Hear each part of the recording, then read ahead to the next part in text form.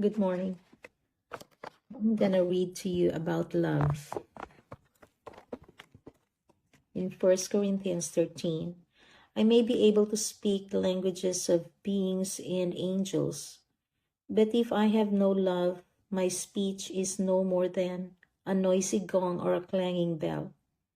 I may have the gift of inspired preaching.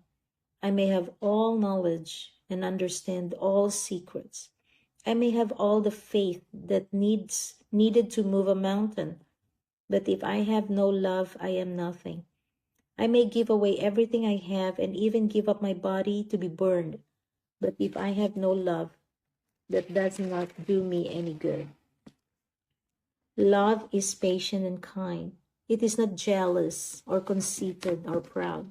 Love is not ill-mannered or selfish or irritable. Love does not keep a record of wrongs. Love is not happy with evil, but is happy with the truth. Now, love never gives up, and its faith, hope, and patience never fail. Love is eternal. So that is love. That's not my love.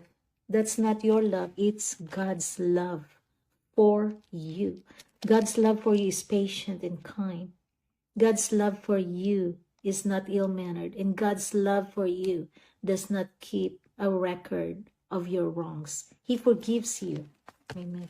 So that's why in 1 John 4:10 it says, and this is love, not that we love God, but that God loves us.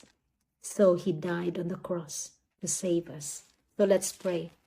Thank you, Lord. You are real love. And your love for me, Lord, is really great that you even came down to die for me on the cross. Thank you, Lord. And I receive your love, Lord, that your love never fails. Your love, Lord, for me never ends. And your love for me never run out because it goes on and on. Thank you for your great love for me, Lord. In Jesus' name, amen.